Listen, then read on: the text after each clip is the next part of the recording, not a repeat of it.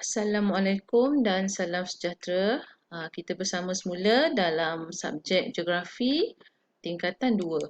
Okey, hari ini cikgu akan sentuh mengenai 6.1 iaitu alat telekomunikasi di Malaysia. Okey, sebelum kita teruskan, cikgu nak terangkan dulu apa maksud perkataan telekomunikasi. Telekomunikasi adalah berasal dari perkataan Greek di mana tele membawa maksud sangat jauh. Komunikasi pula bermaksud proses menghantar informasi yang melibatkan masyarakat. Jadi, telekomunikasi bolehlah dikatakan sebagai suatu interaksi yang melibatkan jarak yang jauh di antara penyampai dengan penerima. Okey, kita lihat alat telekomunikasi di Malaysia. Bagaimana perkembangan alat telekomunikasi di Malaysia? Cikgu akan tunjukkan satu persatu dan cikgu akan terangkan selepas ini. Yang pertama, murid boleh tengok telegraf, kemudian berkembang kepada penggunaan telefon, mesin telex, seterusnya mesin fax, okay, dan berkembang kepada telefon bimbit, dan seterusnya yang terkini adalah telefon pintar. Kita tengok apa itu telegraf. Okey, ini adalah telegraf ya. Telegraf diperkenalkan oleh British pada tahun 1876 untuk urusan pentadbiran di Tanah Melayu. Okey, telegraf menggunakan kod Morse. Okey, kod Morse ni adalah ini contoh kod Morse ni adalah kaedah pengkodan aksara. Dia bertujuan untuk memancarkan maklumat dengan menggunakan urutan-urutan elemen panjang pendek yang telah diselaraskan untuk melambangkan sama ada huruf, angka, tanda baca ataupun aksara khas daripada mesej yang ingin disampaikan oleh penghantar kepada penerima. Okey, ini contoh. Murid-murid boleh tengok contoh. Okey, seterusnya. Penggunaan telefon. Ini telefon yang terawal digunakan, talian tetap di mana digunakan di Tanah Melayu dalam di awal tahun 1891. Kebanyakan telefon beroperasi melalui pemancaran isyarat elektrik. Okay, yang ketiga, mesin telex. Mesin telex ni adalah jaringan teleprinter yang mirip dengan jaringan telefon. Berfungsi mengirim pesanan dalam bentuk teks. Ya. Okey, mesin fax. Seterusnya, mesin telex tak lama digunakan apabila muncul mesin fax, di mana mesin fax ni adalah teknologi telekomunikasi yang digunakan untuk memindahkan salinan dokumen. Mesin fax ni juga berfungsi melalui sambungan jaringan rangkaian telefon. Okey, kita tengok telefon bimbit. Telefon bimbit mula diperkenalkan di Malaysia sekitar awal 1980-an. Juga dikenali sebagai telefon selular ataupun telefon tanpa wayar. Okey.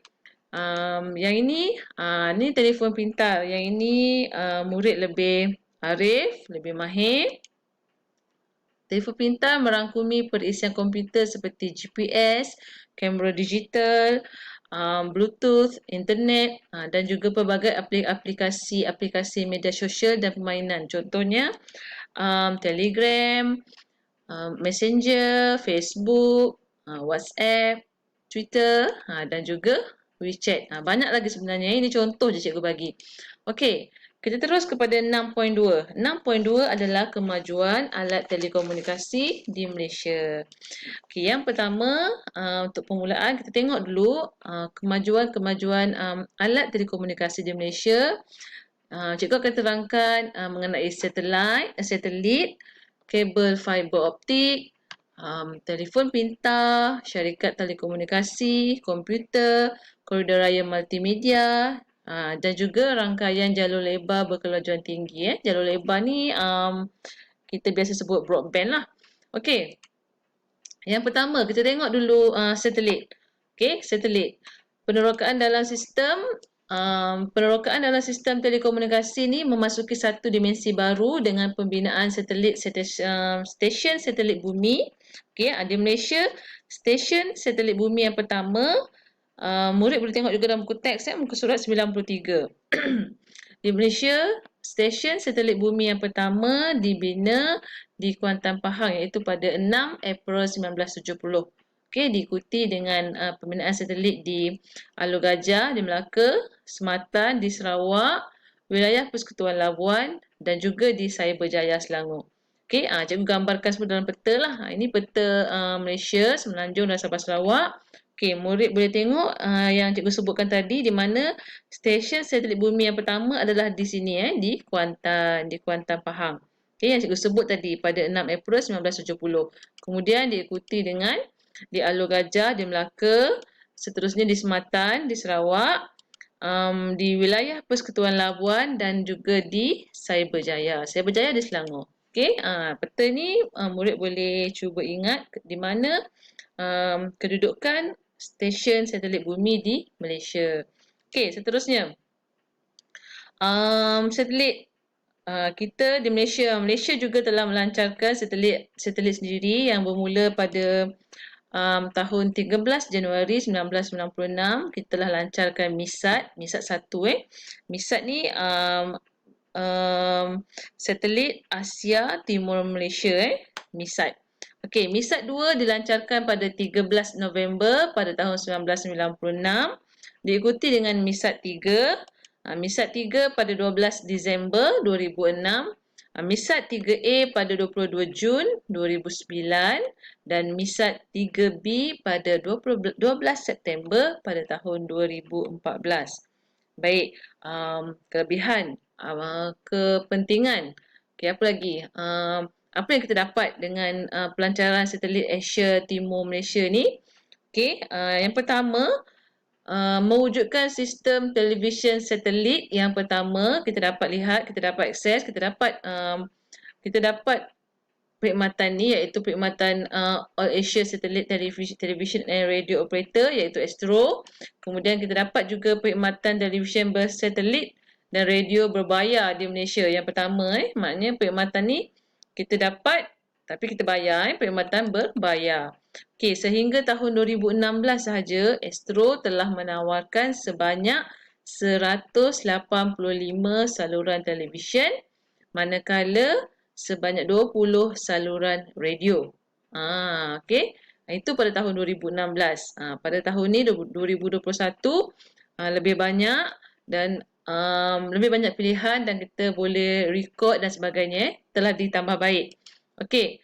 Siaran TV1, TV2 dan TV3. Sekarang ni kita boleh menikmati siaran-siaran TV1, TV2, TV3 ni juga melalui teknologi digital yang berdefinisi tinggi ataupun dikenali sebagai HD.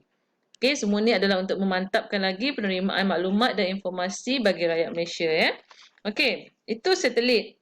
Kita tengok yang kedua.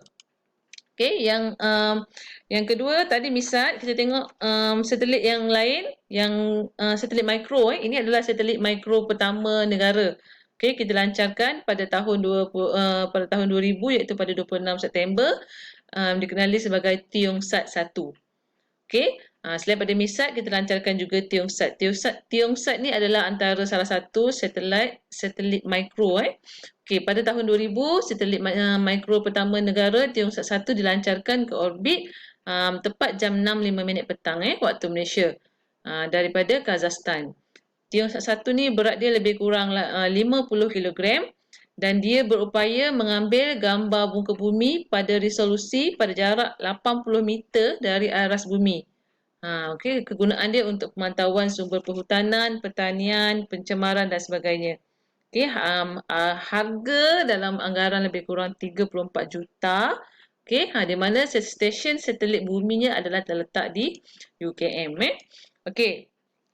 Murid boleh baca semua yang cikgu sebutkan tadi. Okey, sama ada boleh Google, ada juga info sedikit dalam buku teks. Okey, 3 misi utama Tiongsat.